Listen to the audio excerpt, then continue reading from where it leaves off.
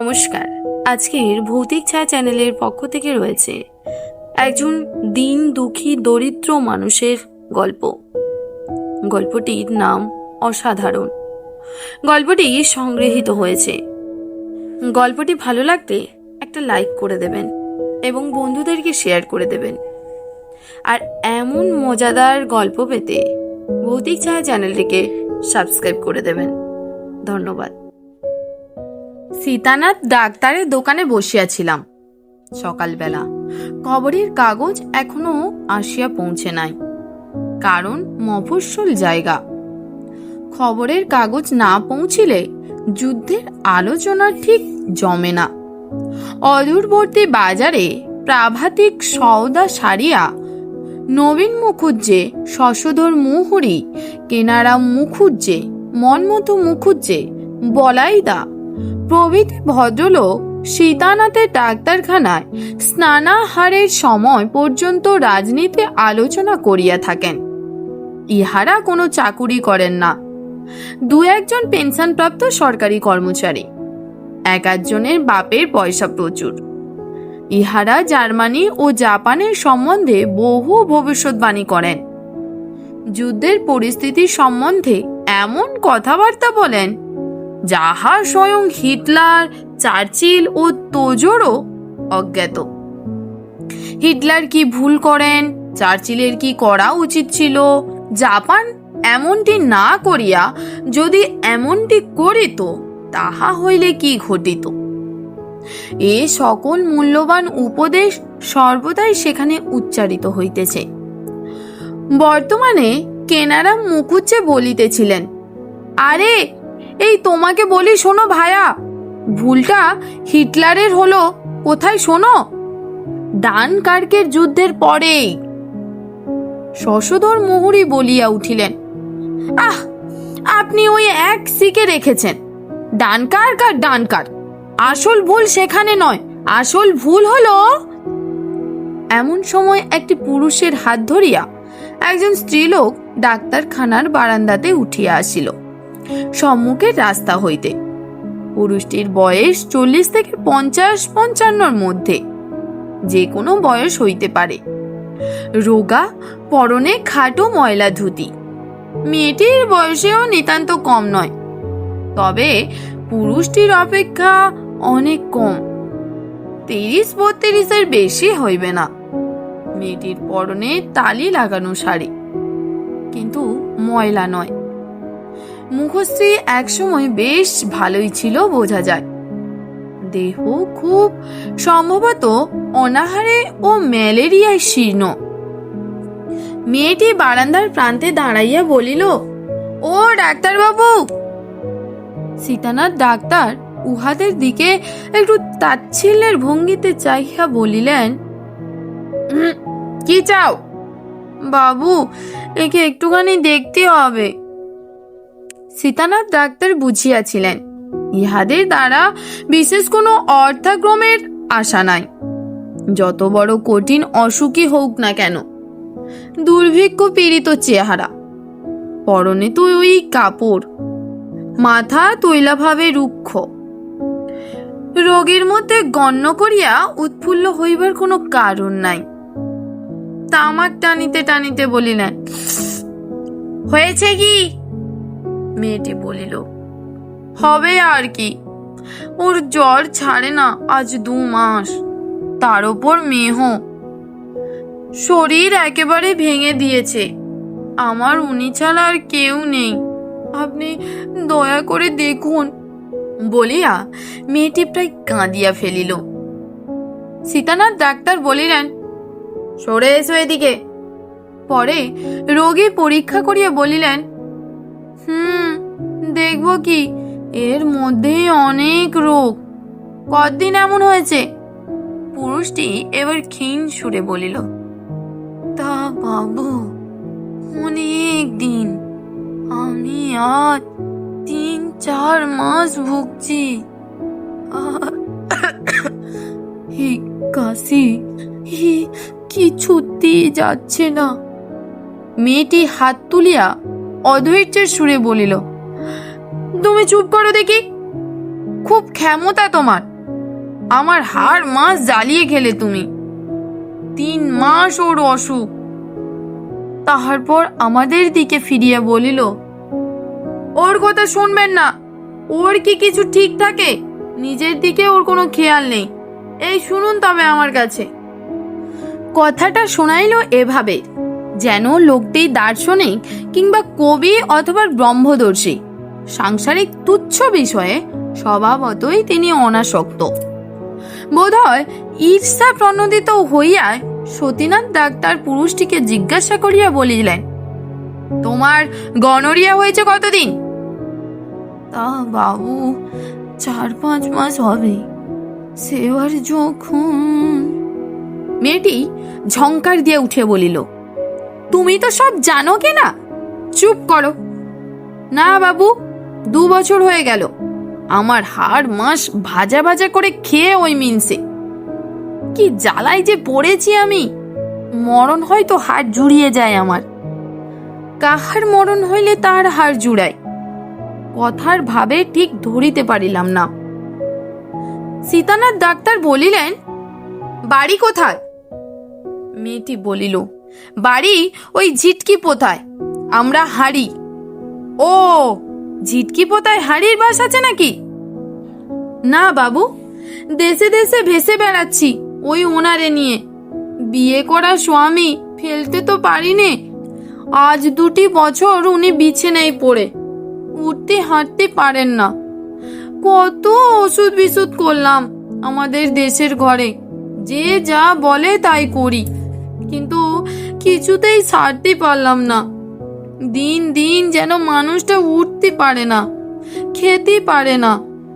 তাই আজ বলি ডাক্তারবাবুর কাছে নিয়ে যাই। একটু দেখুন আপনি ভালো করে। আমার আর কেউ নেই। আমি এতক্ষণ বসিয়া বসিয়া দেখিতেছিলাম। এইবার বলিলাম, তোমার স্বামী কি কাজ করে? মেয়েটি ঝংকার দিয়ে বলিয়া উঠিল, কাজ? ওরে আমার কাজের শিরোমণি রে, ও করবে কাজ? সেদিন পূবের সূর্য পশ্চিম পানে উঠবে না? পুরুষটি লজ্জিত ভাবে বলিল, না বাবু, কাজ আমি করিনি। সে ক্ষমতা নেই তো কি করব আমি? ওই ধান বেনে দাইকে করে সংসার চালায়। তা এই বাজারে বড় কষ্ট হয়েছে বাবু। মেয়েটি বলিল, তুমি থামবে বাবু, না বকে যাবে? বাবু শুনুন তবে বলি, কষ্ট দুঃখর বার্তা ও কি জানে? সংসারে কোনো খোঁজ রাখেও? কৃতজ্ঞতার আবেগ বোধ হয় অসম্বরণীয় হইয়া উঠিল পুরুষটির। সে পুনরায় নম্র সুরে বলিল, তা যা বললে ও সে কথা সত্যি বটে। ও আমাকে জানতে দেয় না, নিজেই সব করে। আমি তো খাটতে পারি নে। আমার ওই ডান পাটা একটু খোঁড়া, হাঁটতে পারি নে। এই দেখুন বাবু, এই এই এই পাটা। মেয়েটি আঁচল দিয়া চোখ মুছিতে মুছিতে বলিল, না, আর বাবুদের সামনে তোমার বাবার করতে হবে না। কিন্তু দেখিলাম মেয়েটির চোখ ছলছল করিয়া উঠিয়াছে। এই গনোরিয়া গ্রস্ত খোঁড়া অকর্মণ্য বৃদ্ধের প্রতি এতটা দরদর দেখিয়া বিস্মিত হইলাম। সীতানাথ ডাক্তার বলিলেন, তুমি ধাইয়ের কাজ জানো বললে না? পুরুষটি এ কথার উত্তর দিল, বলিল, খুব ভালো ধাই। তা যে বাড়ি যাবে 1 কাঠা করে চাল, 1খানা করে কাপড়, 1টি করে টাকা, ওই খরচ করে আমায় চিকিৎসা করাচ্ছে বাবু। মেয়েটি উহাকে থামাইয়া বলিল, চুপ করো দেখিনি, তুমি কি জানো ওসবে? বাবু, ধাইয়ের রোজগার আগে চলতো ভালোই। এখন আপনাদের এখানে হাসপাতাল হয়েছে পোয়াতিদের জন্য। সব লোক এখানে আসে, আমাদের কাছে কেডা যাবে? ধান ভেনে যা হয়, 2 বন ধান বানলে 5 কাঠা চাল পাওয়া যায়। কিন্তু বাবু, অসুখে ভুগে ভুগে আমার গতর গিয়েছে। আর তেমন খাটতে পারি নে। ধান ভানা বড্ড খাটুনির কাজ। যেদিন ধান ভানি আজকাল রাত্রি বড্ড পা কামড়ায়। আমি বলিলাম, তোমার কে কে আছে আর? মেয়েটি সাপ উত্তর দিল, জম। যাতে হাঁড়ি বললে না? হ্যাঁ বাবু। ঝিটকিপোতা থেকে এলে কি করে? সে তো অনেক দূর। নৌকা করে এলাম বাবু। ভাড়াটে নৌকা? অনেক কেঁদে হাতে পায়ে ধরে 13 গন্ডা পয়সা ঠিক হইল। ওই আমাদের গাঁয়ের রতন মাঝি। আমি তাকে ধরম বাপ বলে ডেকেছি। ধানের চাষ করো? না বাবু, ঘরদোর নেই, তার আবার ধানের জমি। বিচুলির ছাউনি একখানা ঘর, তা এবার কষে পড়েছে। না খুঁচি দিলি এবার বর্ষায় যে ঘরে থাকা যাবে না। বেলা হইয়াছিল, সেদিন চলিয়া আসিলাম। ইহার পর হইতে প্রায় 2 দিন অন্তর মেয়েটি উহার স্বামীর হাত ধরিয়া ডাক্তারখানায় হাজির হয়। কখনো ঔষধের দাম কমাইবার জন্য সীতানাথ ডাক্তারের হাতে পায়ে পড়ে। কোনোদিন স্বামীর সম্বন্ধে নানারূপ প্রশ্ন করে। কবে রোগ সারিবে, নৌকা ভাড়া দিয়া আর পারে না সে, ইত্যাদি। দেখিয়া শুনিয়া সীতানাথ ডাক্তারকে জিজ্ঞাসা করিলাম, ওকে কেমন দেখেন? ওর রোগ কি সারবে? সীতানাথ ডাক্তার হাসিয়া বলিলেন, বিশ্বাস তো হয় না, নানান উপসর্গ। ওর শরীরে কিছুই নেই, তবে চেষ্টা করছি, এই যা। অবশ্য উহাদের সাক্ষাতে এ কথা হয় নাই। মাসখানেক পরে একদিন ডাক্তারখানায় বসিয়া আছি। মেয়েটি আরো শীর্ণ হইয়া গিয়াছে। আর কিছুদিন এমন ধারা চলিলে ইহারই চিকিৎসার প্রয়োজন হইবে। হয়তো নিজে আধপেটা খাইয়া স্বামীর ঔষধপত্র ও নৌকা ভাড়া যোগাইতেছে। পরনের বস্ত্র জীর্ণতর হইয়া উঠিয়াছে। সেদিনের কাজ শেষ করিয়া তাহারা যখন চলিয়া যায়, তখন মেয়েটিকে ডাকিয়া বলিলাম, শোনো এদিকে। কি বাবু? ধাইয়ের কাজ করতে পারবে? সে হাসিয়া বলিল, ওই কাজই তো করি বাবু, তার পারবো না। আমি উহাদের সঙ্গে রাস্তার বাইর হইয়া পড়িলাম। উদ্দেশ্য আমার বাসাটা তাহাকে চিনাইয়া দেওয়া। সে মাসেই আমার বাসাতে ধাত্রীর প্রয়োজন উপস্থিত হইবে। পথে মেয়েটি বলিল, দিন না বাবু একটা কাজ জুটিয়ে। বড় কষ্টে পড়েছি এনাকে নিয়ে। এক শিশি ওষুধ 5 থেকে 1.5 টাকা। আমার রোজগার বড্ড মন্দা হয়ে গিয়েছে, আর চালিতে পিরছি না। দিন না একটা জুটিয়ে, যা দেবে তাই নেব। 1 কাটা চাল, 1খানা কাপড়, আর না হয় 8 আনা পয়সা দেবে, তাই নেব। আমরা খাই নেই বাবু, অন্য ধাইয়ের মতো। তা বাবু, আমি রাত্রি আতুরে থাকবো, সেক তাপ করবো, ছাড়া কাপড় কাচবো। অনুনয়ের সুরে বলিল, দিন একটা কাজ জুটিয়ে। আমি বলিলাম, ওই আমার বাসা, আর দিনাস্টিক পরে আমার বাসাতে দরকার হবে ধাইয়ের। চলো আমার সঙ্গে, দেখিয়ে আনি। ওকে এখানে বসিয়া রাখো। পুরুষটিকে বলিলাম, তুমি এই গাছতলায় বসে থাকো, বুঝলে?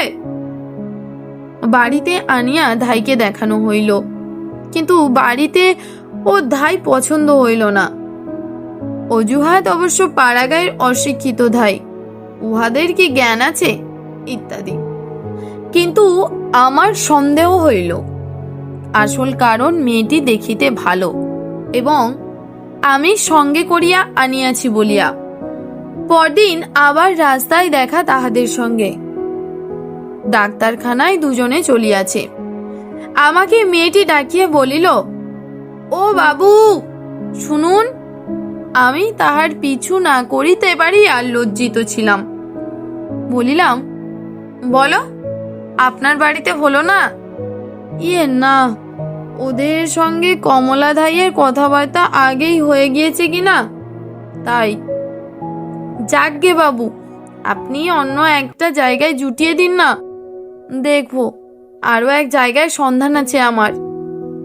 দেখুন, তিনিই দয়া করবেন, চরিতামৃতে প্রভু বলেছেন। হাড়ির মেয়ের মুখে একথা শুনিয়া চমকিয়া উঠিলাম। বলিলাম, তুমি চৈতন্য চরিতামৃত পড়ো? লেখাপড়া জানো নাকি? পুরুষটি বলিল, ও জানে। বইখানা আছে নাকি তোমাদের বাড়ি? আছে বাবু, ও রোজ পড়ে আমাকে শোনায়। বই পড়ে আর কাঁদে। মেয়েটি সলজ্জ প্রতিবাদের সুরে বলিল, তোমার অত ব্যাখ্যান করতে হবে না, চুপ করো। না বাবু, ওর কথা শুনবেন না। পড়ি একটু একটু সন্ধেবেলাটা, তাও বই পড়ে চোখ বুঝবার মতো অদেষ্ট কি আমাদের আছে বাবু? লেখাপড়া শিখলে কোথায়? উহার স্বামী বলিল, ওর মামা বাড়ি ছিল ধরমপুকুর।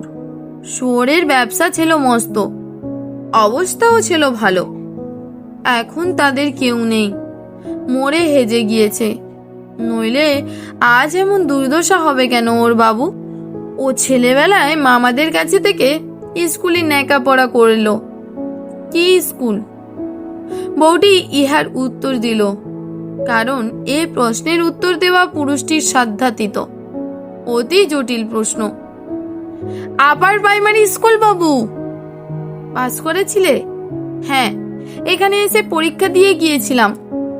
উহার স্বামী সপ্রশংস মুগ্ধ দৃষ্টিতে স্ত্রীর মুখের দিকে চাইয়া বলিল, বাবু, ও পাস করে 2 টাকা স্কলারশিপ পেলো। বউ ধমক দিয়া উঠিল, তুমি চুপ করো দেখিনি। পুরুষটি তখনও ঝোঁক সামলাইতে পারে নাই। বলিল, বাবু, আমার সঙ্গে বিয়ে হয়ে তার লেখাপড়া হলো না। ওর মামারাও মরে হেজে গেল। ও যেমন মেয়ে আমার হয়েছে, সেই যারে বলে বানরের গলায় মুক্তোর মালা। সব অদেষ্টের ফল আর কি। আমি ওরে খেতে দেব কি? আমি অসুখে পড়ে পর্যন্ত ওই আমারে খেতে দেয়। আমার এই চিকিৎসা পত্তর ওই সব চালাচ্ছে। আজকাল রোজগার নেই ওর, পেট ভরে 2টো খেতেও পায় না। আমারে বলে, তুমি সেরে উঠলি আমার। বউ আবার কড়া ধমক দিয়ে উঠিল, আবার বাবুর সামনে ওইসব কথা। চলো বাড়ি, তুমি ঝাঁটা মারবো তোমার মুখী। তোমার খুব মুরদের আবার ব্যাখ্যানা হচ্ছে, লজ্জা করে না তোমার? আমি মধ্যস্থতা করিয়া বলিলাম, কেন? ও তো ভালোই বলছে। ওর যা ভালো লেগেছে ভালো বলবে না? বউ সলজ্জ সুরে বলিল, না বাবু, যেখানে সেখানে ওসব কথা কে বলতে বলেছে ওকে? তা বলুক, কোনো দোষ হয়নি। বাবু, আমারে দেন না একটা কাজ জুটিয়ে। চেষ্টা করব, একটু অপেক্ষা করো, দেখি 2-1 দিন। কাজ না পেলে বড় কষ্ট হচ্ছে। ধান ভানতে শরীর আর বায় না।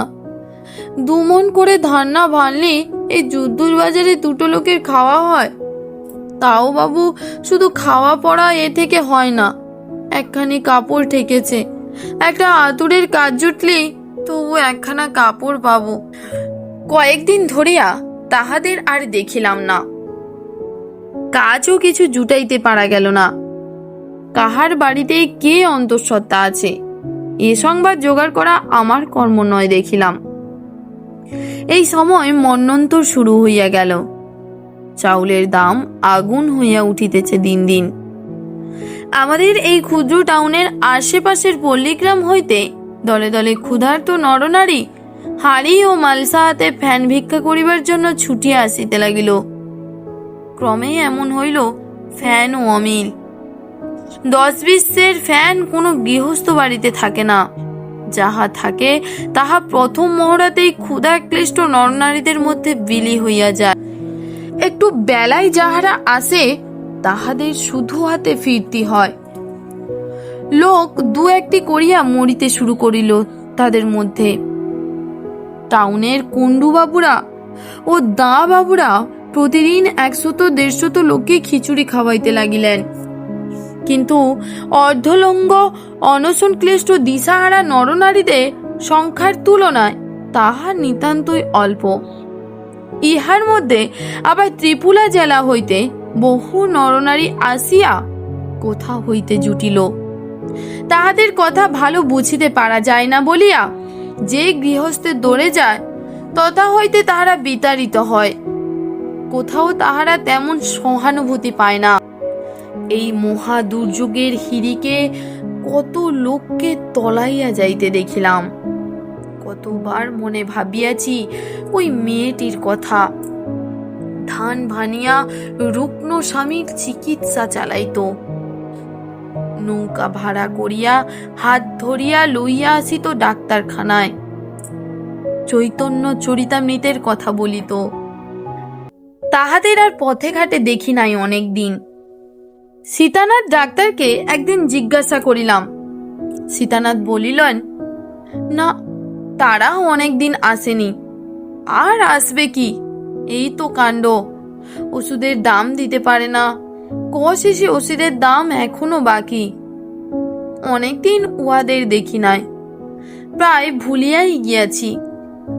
ভাদ্র মাসের দিকে আমাদের মহকুমা রিলিফ কমিটির যত্নে লঙ্গরখানা খোলা হইল। সেখানে প্রত্যহ বহু দুঃখ নরনারী লঙ্গরখানায় খিচুড়ি খাইতে আসিত। উহাদের মধ্যে একদিন আবার মেয়েটিকে দেখিলাম একটা মালসায় করিয়া লঙ্গরখানার খিচুড়ি লইয়া কোথায় যাইতেছে। আমি ডাকিয়া বলিলাম, তুমি কোথায় এসেছিলে? আমায় দেখিয়া সে লজ্জিত হইল, বলিল, এই তোমার স্বামী কোথায়? এই পুরনো ডাকঘরের পেছনে বটতলায়, আজকাল আর হাঁটতে পারে না মোটে। চলো দেখে আসি।